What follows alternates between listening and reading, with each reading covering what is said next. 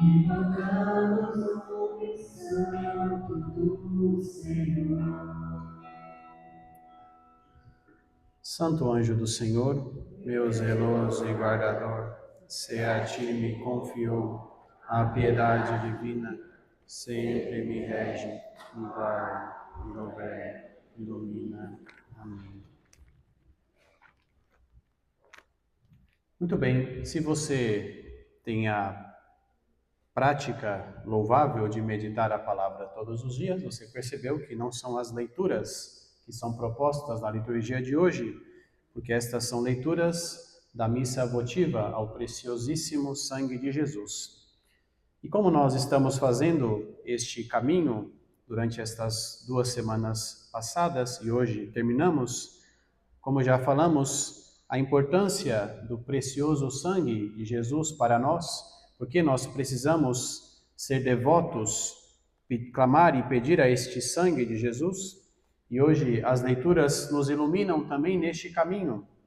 Na primeira leitura que escutamos no livro do Êxodo, Moisés, para fazer uma aliança com o povo, diante da decisão do povo de caminhar com Deus, de obedecer os mandamentos de Deus, Moisés, então, num gesto simbólico, ele toma os animais, alguns animais, sacrifica estes animais e através do sangue destes animais é feito este pacto, esta aliança entre Deus e a humanidade.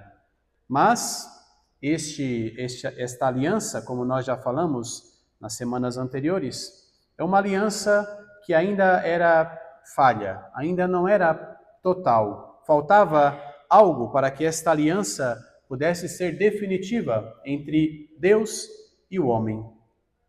E é por isso que no Evangelho de Marcos, que nós escutamos, que é o Evangelho da última ceia, Jesus está reunido com seus discípulos e ali diante desta ceia, ele realiza este gesto de tomar o pão, dizer isto é meu corpo, tomar o vinho e dizer isto é o meu sangue. E Jesus disse então, isto é o meu sangue, o sangue da nova aliança. Então Jesus institui uma nova aliança, e esta aliança agora não é feita com o sangue de animais, mas é feita pelo próprio sangue de Jesus, derramado na cruz, e é exatamente este sangue que nós, todos os dias, quando participamos da Santa Missa, consumimos, comungamos. Mas antes de chegar até a Eucaristia, na carta aos Hebreus, que já comentei também em algumas missas passadas, no capítulo 12, o autor da carta aos Hebreus diz assim: de fato, não vos aproximastes de um fogo palpável e ardente, de escuridão, treva e tempestade, da trombeta retumbante e do clamor das palavras que os ouvintes suplicaram não continuasse. Aqui o autor está falando da experiência do povo de Deus com Moisés, porque no Antigo Testamento, no Pentateuco, Moisés é este homem que é intermediário entre Deus e os homens. Moisés sobe até a montanha, escuta, fala com Deus face a face, depois desce e comunica as palavras de Deus para o povo. Porém, estas manifestações de Deus no Antigo Testamento são manifestações de fogo, fumaça, trevas. Mas o autor está dizendo, agora vocês não se aproximaram mais de tudo isso. E ele diz, vós ao contrário, vos aproximastes do monte Sião e da cidade do Deus vivo, a Jerusalém celeste, da reunião festiva de milhões de anjos, da assembleia dos primogênitos, cujos nomes estão escritos nos céus.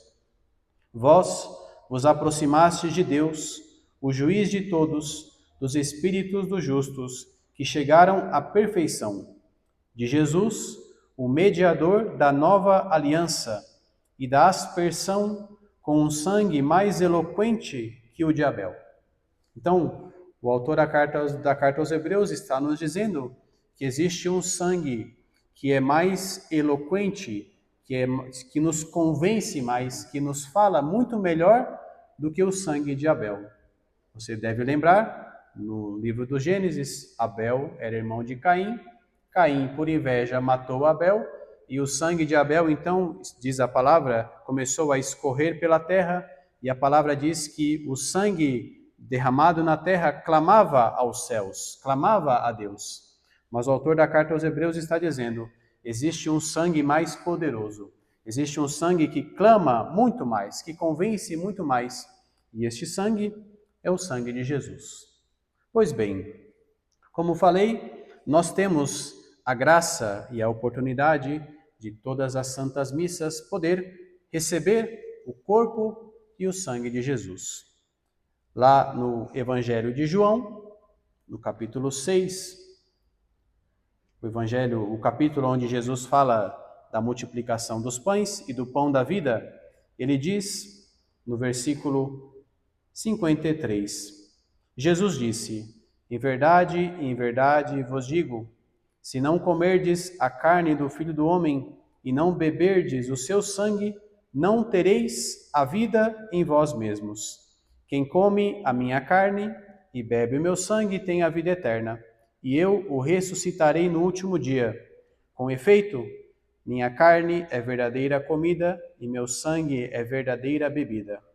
Quem come a minha carne e bebe o meu sangue permanece em mim e eu nele. Então, há um mandato de Jesus a comer da sua carne e beber do seu sangue. Só não consegue entender quem não quer entender. Está explícito, claro. Jesus diz: quem come a minha carne e bebe o meu sangue, minha carne é verdadeira comida, o meu sangue é verdadeira bebida. Portanto, Jesus não está falando de uma analogia, de um sentido metafórico, espiritual. Ele está falando verdadeiramente da sua carne e do seu sangue. E é por isso, como nós lemos no Evangelho, quando chega na última ceia, Jesus institui o sacramento da Eucaristia, quando diz: isto é meu corpo, isto é o meu sangue. Jesus não diz: isto parece meu corpo, ou isso representa o meu corpo, ou isto é símbolo do meu corpo. Ele diz: isto é o meu corpo, isto é o meu sangue. Portanto, na Eucaristia, nós temos o corpo e o sangue de Jesus. Pois bem, talvez você está pensando: mas padre, quando vou na missa, eu só comungo a Eucaristia. Eu quase nunca bebo sangue, eu quase nunca comungo nas duas espécies, no corpo e no sangue. Então, quer dizer que eu só recebo o corpo de Jesus e não recebo o seu sangue.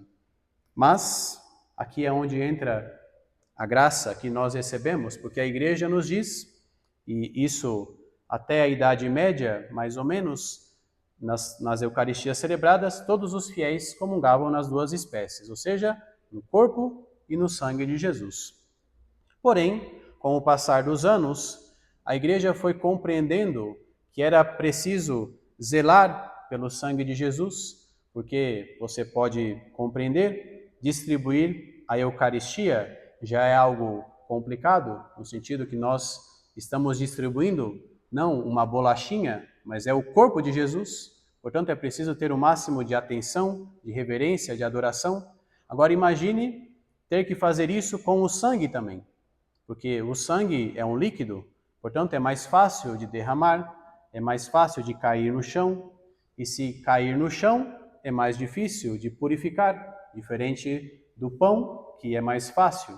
Então a igreja, ao ter esse cuidado, este zelo com o sangue de Jesus, começou a desenvolver uma teologia que já, óbvio, sempre a igreja acreditou, mas para dizer que quando nós consagramos o pão e o vinho, o corpo e o sangue de Jesus, quando eu comungo o corpo de Jesus, eu comungo também o sangue, porque não são coisas separadas. E quando eu bebo o sangue de Jesus, eu comungo todo Jesus. Então, você que todas as missas comunga somente o corpo de Jesus, você está comungando o corpo e o sangue de Jesus. Porque a igreja diz que naquele pedaço de pão consagrado, portanto, a carne de Jesus, está presente também o sangue de Jesus. E é isso que lá no ano 1551, o Concílio de Trento disse Se alguém negar que no venerável sacramento da Eucaristia, Cristo inteiro está contido em cada espécie, e em cada parte de cada espécie, quando separada, seja anátema. Ou seja, aquele que nega que Jesus no seu corpo está só o corpo, não está o sangue, está errando. Portanto, quando nós comungamos o corpo de Jesus, ainda que nós não bebamos do sangue, nós comungamos corpo e sangue. Estamos compreendendo, sim ou não? Pois bem, agora o que o concílio nos diz é algo impressionante, porque ele está dizendo, ainda que este corpo seja partido de diversos tamanhos, todos os pedaços em que você partir vai ser o corpo de Jesus. E é por isso que na Eucaristia nós precisamos ter o máximo de cuidado com as migalhas. Porque a igreja diz que num pedacinho de pão do corpo de Jesus está Jesus inteiro. Portanto, quando você comunga, você tem que ter atenção aos fragmentos que possam ficar, porque naquele fragmento está Jesus inteiro, totalmente. Você pode, como diz Santo Tomás, você pode partir o corpo quantas vezes quiser. Em todos os pedaços vai estar Jesus inteiro, na sua totalidade. Então veja, que graça nós recebemos. Todas as Eucaristias nós podemos comungar o corpo e o sangue de Jesus. Veja o quanto o nosso Deus nos ama, o quanto Ele se entrega por nós. E quero aproveitar este momento para falar um pouco sobre a comunhão, porque é necessário, eu que frequentemente distribuo a comunhão, não só agora que sou padre, antes também já distribuía, percebo que, infelizmente, a maioria dos fiéis não sabe comungar, não sabe como fazer. Então, vou dar aqui algumas dicas de como comungar, serve como uma catequese, e não ache que eu estou falando de você quando der um exemplo, porque eu não sei de cabeça quem comunga de que jeito ou quem comunga daquele jeito. Então, se eu der um exemplo e este exemplo for você, não estou falando de você, tá bom? Estou dando um exemplo geral, porque de fato não me lembro de como as pessoas comungam. Mas, distribuindo a Eucaristia, é possível perceber como falta conhecimento da forma como a Igreja nos pede para comungar. Então vamos começar. Quando você vem para a fila da comunhão, você vai comungar. Antes de chegar para comungar, a Igreja nos pede que nós devemos fazer uma inclinação profunda em reverência, em adoração à presença de Jesus. Algumas pessoas têm o costume de se ajoelhar, de fazer uma genuflexão, que são coisas diferentes. Genuflexão é quando você dobra um dos joelhos até o chão. Reverência é quando você inclina o seu corpo, e a Igreja diz que precisa ser uma reverência profunda. Ou seja, você mexe toda a sua cabeça para baixo. Então, antes de se aproximar da Eucaristia, você faz uma inclinação profunda em ato de reverência, de adoração. Isso pode ser feito antes da próxima pessoa que está comungando. Então, você está de segundo para comungar. Nesse momento, você já pode fazer a reverência. Porque, às vezes, a pessoa chega na frente do padre, o padre acha que é para dar a Eucaristia, a pessoa faz a reverência, aí o padre fica sem saber o que fazer. Então, se você quiser, faça antes de chegar até a presença do ministro. Tudo bem até aqui? Bem, quando você for receber a Eucaristia, você pode receber de duas formas.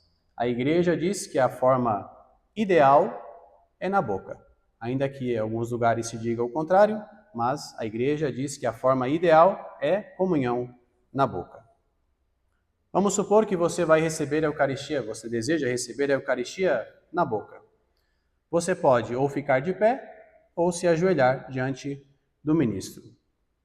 Se você quiser receber a Eucaristia na boca, é importante que você não faça o gesto como se fosse receber a Eucaristia na mão, porque tem pessoas que chegam para comungar na boca e fazem com a mão assim. Então o padre também não sabe se é para dar na mão ou na boca.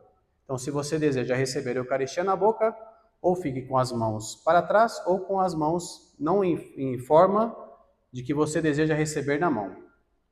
Entendemos aqui? Sim ou não? Muito bem. Quando o padre disser corpo de Cristo, você tem que dizer amém.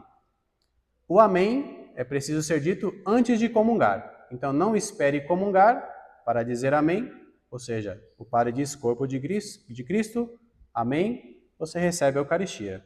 Se é na boca, você recebe na boca. Agora, a maioria das pessoas que comunga na boca também não sabe comungar na boca. Porque a igreja diz que quando você for receber a Eucaristia na boca, você precisa colocar a língua para fora, um pouquinho sobre os lábios, de forma que o ministro possa colocar a Eucaristia na sua língua. A maioria das pessoas só abre a boca. E para quem está entregando a Eucaristia, é complicado, porque às vezes toca nos lábios da pessoa, porque é difícil.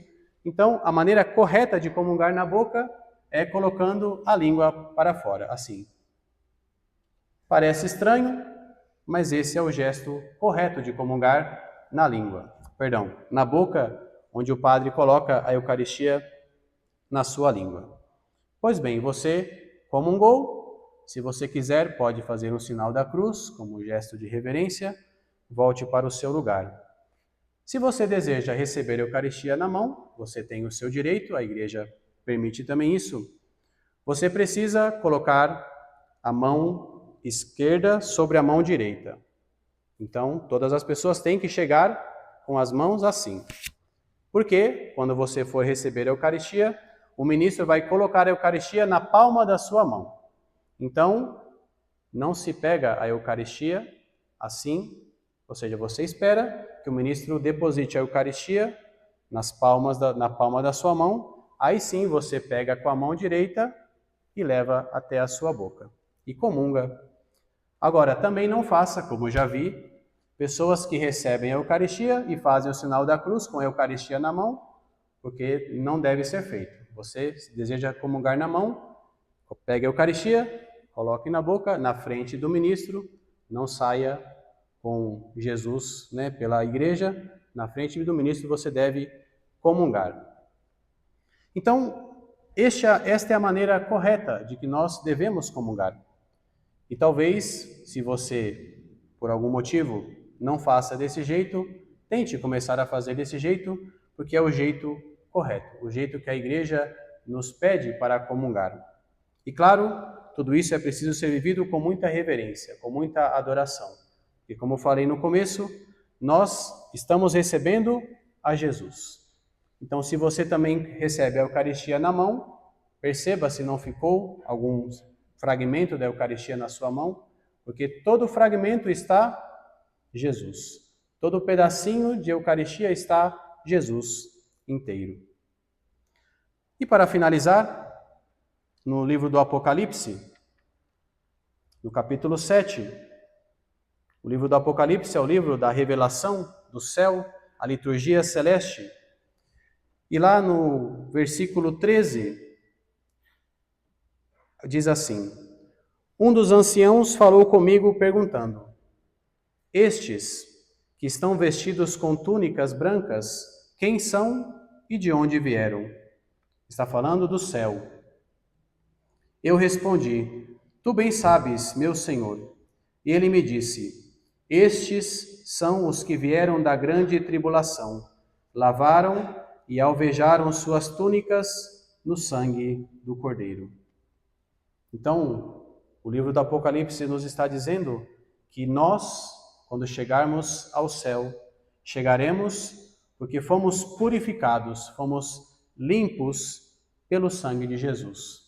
E por isso que nós precisamos comungar a Jesus. Por isso que para nós é importante nos alimentarmos do seu corpo e do seu sangue. Porque cada Eucaristia que nós recebemos nos une mais a Jesus, nos aproxima dele e nos faz chegarmos preparados para o céu. Então, se você deseja ir para o céu, tenho certeza que sim, receba mais a Jesus na Eucaristia, receba cada vez com mais devoção, com mais amor, porque É este sangue que nos purificará. É este sangue que nos lavará e nos dará uma túnica branca para que um dia possamos celebrar a liturgia lá no céu, onde viveremos para a eternidade. Louvado seja o nosso Senhor Jesus Cristo.